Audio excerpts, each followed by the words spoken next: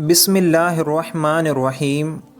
حضرت مریم علیہ السلام کے حمل کی کیفیت کچھ یوں ہے کہ حضرت مریم علیہ السلام اپنی خالہ یا بہن کے گھر غسل حیض کرنے کے لیے گئی، پھر پردہ لٹکانا چاہتی تھی کہ حضرت جبریل علیہ السلام ایک بے ریش اور خوبصورت نوجوان کی شکل میں ظاہر ہوئے۔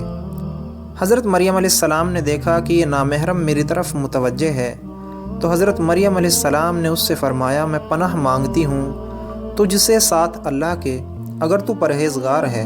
حضرت جبریل علیہ السلام نے کہا، میں وہ شخص نہیں ہوں کہ جس سے تو ڈرے، میں اللہ کا فرشتہ ہوں، تجھ کو پاکیزہ لڑکا بخشنے آیا ہوں، جس کو قرآن پاک میں یوں بیان فرمایا ہے۔ ترجمہ: فرشتوں نے کہا، اے مریم، اللہ تمہیں خوشخبری دیتا ہے اپنی طرف سے ایک کلمے کی، اس کا نام مسیح عیسیٰ بن مریم ہوگا، وہ دنیا اور آخرت میں مرتبے والا ہوگا اور اللہ کے قریبی بندوں میں سے ہوگا، لوگوں سے باتیں کرے گا جب جھولے میں ہوگا اور جب پوری عمر کا ہوگا، اور وہ نیک بندوں میں سے ہوگا۔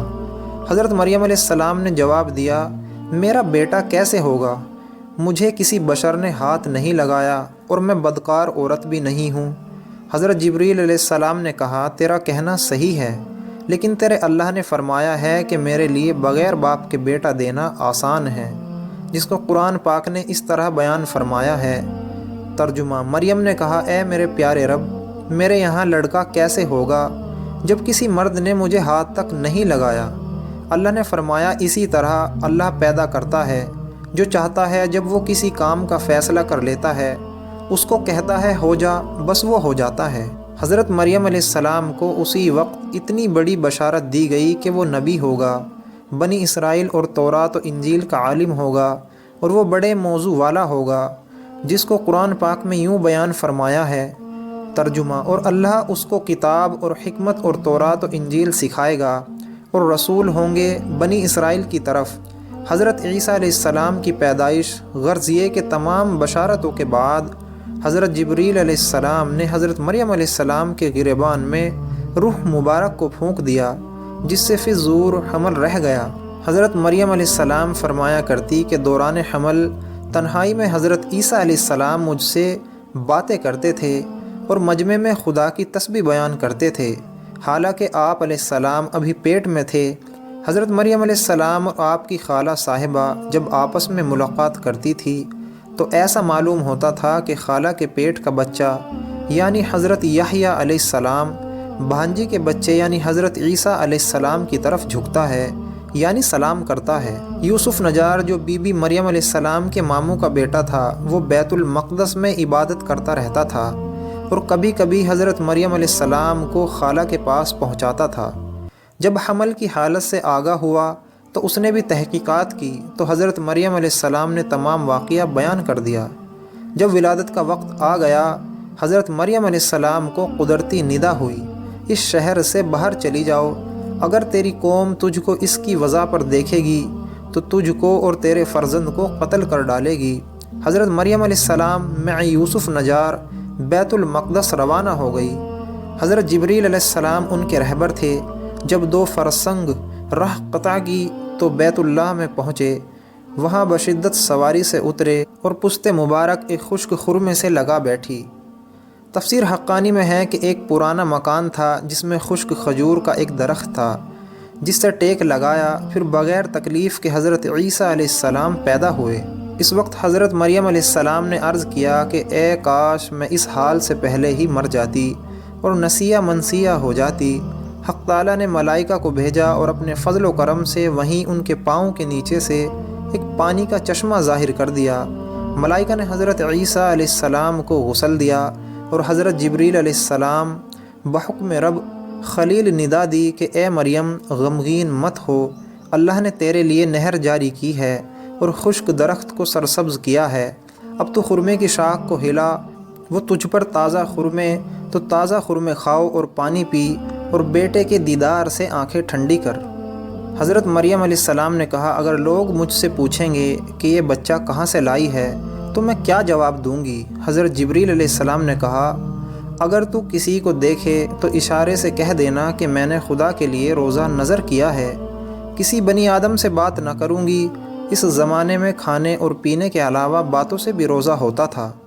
جس کو قرآن پاک میں یوں بیان فرمایا ہے کہ ترجمہ حضرت مریم علیہ السلام نے اس حمل کو اٹھا لیا اور وہ اس کو لے کر ایک دور کی جگہ چلی گئی۔ پھر درد زا اس کو کھجور کے درخت کی طرف لے گیا۔ اس نے کہا کاش میں اس سے پہلے مر جاتی اور بھولی بسری چیز ہو جاتی۔ پھر مریم علیہ السلام کو اس نے نیچے سے آواز دی کہ غمگین نہ ہو، آپ کے رب نے آپ کے نیچے ایک چشمہ جاری کر دیا ہے اور آپ کھجور کے تنے کو ہلائیے، اس سے آپ کے اوپر پکی ہوئی کھجوریں گریں گی، بس کھاؤ اور پیو اور آنکھیں ٹھنڈی کرو۔ پھر اگر تم کو کوئی آدمی دیکھو تو اس سے کہہ دو کہ میں نے رحمان کا روزہ مان رکھا ہے، تو آج میں کسی انسان سے نہیں بولوں گی۔ حضرت ابن عباس رضی اللہ تعالیٰ عنہ فرماتے ہیں کہ حضرت مریم علیہ السلام فرشتے کی بشارت سے بیگم ہو گئی اور نفاس کی مدت ختم ہونے تک 40 روز وہیں رہی، پھر اپنے گھر واپس آئی۔ ہر طرح کی بشارتیں بی بی مریم علیہ السلام کو فرشتے نے بتا دی اور سوال کا جواب بھی دیا تھا کہ بچے کی طرف اشارہ کر کے کہہ دینا کہ اس بچے سے پوچھ لو۔ بنی اسرائیل نے یہ صورتحال دیکھ کر بڑے غصے سے کہا کہ یہ کیا برا کام تو نے کیا ہے، اے ہارون کی بہن، یعنی تو ہارون علیہ السلام کی طرح عبادت کرتی تھی اور تیری ماں بھی بدکار نہ تھی۔ حضرت مریم علیہ السلام نے حضرت عیسیٰ علیہ السلام کی طرف اشارہ کیا کہ اس سے پوچھ لو۔ پھر سب غصے ہو کر بولے کہ تو ہم سے تمسخر کرتی ہے کہ ہم اس چھوٹے بچے سے باتیں کریں۔ اتنے میں حضرت عیسیٰ علیہ السلام بول پڑے کہ میں بندہ خدا ہوں اور خدا نے مجھے کتاب دی ہے اور مجھے نبی بنایا ہے۔ جب یہود نے یہ معجزہ دیکھا تو ان کی زبان بند ہو گئی۔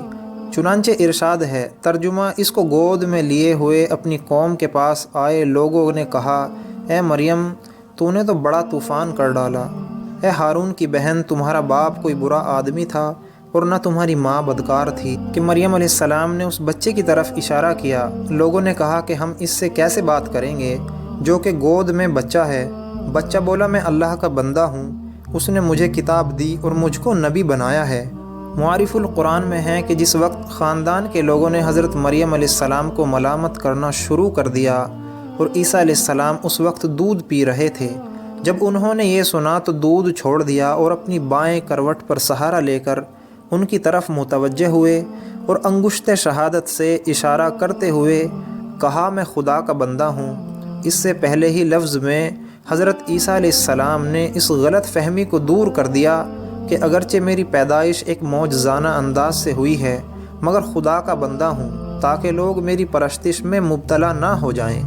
ان الفاظ میں حضرت عیسیٰ علیہ السلام نے اپنے شیر خوارگی کی زمانے میں اللہ کی طرف سے نبوت اور کتاب ملنے کی خبر دی ہے، جس کا مفہوم یہ ہے کہ اللہ تعالیٰ نے یہ طے فرما دیا کہ مجھے اپنے وقت پر نبوت و کتابت دیں گے۔